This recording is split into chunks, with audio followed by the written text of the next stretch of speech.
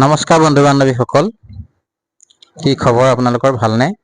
আশা কৰোঁ ভালেই। আজি মই আপোনালোকক অন্য এটা ভিডিঅ'লৈ স্বাগতম জনাইছোঁ। আজি মই বনাম ভোট জলকীয়া আচাৰ। ভোট জলকীয়া কেনেকৈ বহুত দিনলৈ সংৰক্ষণ কৰি থ'ব পাৰি তাকে মই আপোনালোকক দেখাওঁচোন আহক। ভোট জলকীয়াটো এনেই থৈ দিলে 2-3 দিনত গেলি যায়।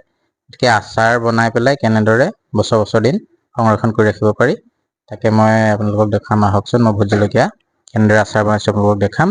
এয়া মই প্ৰথমতে ভোট জলকীয়া অলপমান ছিঙি আনিলোঁ। আনি এতিয়া ভোট জলকীয়াখিনি সৰু সৰুকৈ টুকুৰাকৈ কাটি ল'ম।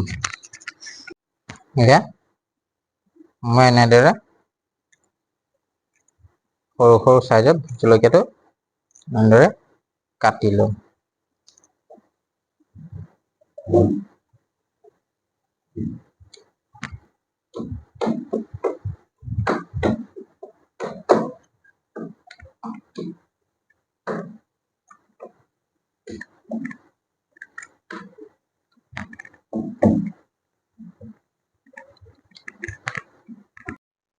এনেদৰে জলকীয়াটো সৰু চাইজত কাটি লৈ পেলাই আমি ইয়াত অকণমান নিমখ ছটিয়াই দিছে।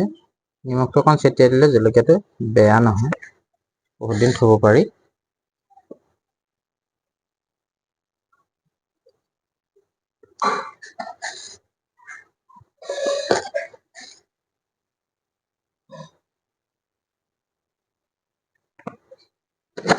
এতিয়া ৰ'দত লেৰেলা পৰিবৰ বাবে, একেবাৰে পুৰা ৰ'দতো নহয়, অকণমান ছাঁ ৰ'দ থকা জেগাত অলপ জলকীয়াটো লেৰেলা পৰিবৰ বাবে এদিন এনেকৈ দি দিম।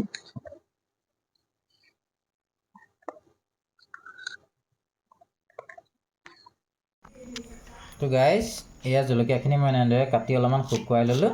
এতিয়া জলকীয়াখিনি শুকালে কেঁচাই ভৰাই দিলে জলকীয়াটো অলপ মানে পানী এটা থাকে, সেই পানীটো থাকিলে আচাৰটো বেয়া হৈ যায়। সেইটো এনেকৈ অকণমান লেৰেলাই ল'ব লাগে। এতিয়া মই এইখিনি বৈয়ামত ভৰাই তাতে তেল দিম। বৈয়ামত ভৰাই ল'লোঁ। এয়া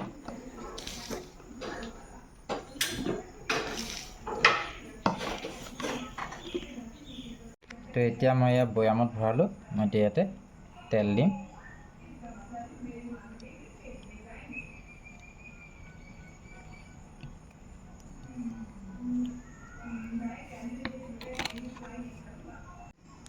তো গাইজ, মোৰ এয়া ভোট জলকীয়া আচাৰ হৈ গ'ল। তো মোৰ আচাৰ বনোৱা পদ্ধতিটো কেনেকুৱা লাগিছে আপোনালোকে জনাব। যদি ভাল লাগিছে লাইক, শ্বেয়াৰ আৰু কমেণ্ট কৰিবলৈ নাপাহৰিব। লগতে কোনোবা যদি মোৰ চেনেললৈ নতুনকৈ আহিছে, মোৰ চেনেলটো ছাবস্ক্ৰাইব কৰি দিব, যাতে মই এনেদৰে নতুন ভিডিঅ'সমূহ আপোনালোকলৈ আগবঢ়াই থাকিব পাৰোঁ। আজিলৈ আহোঁ, ধন্যবাদ।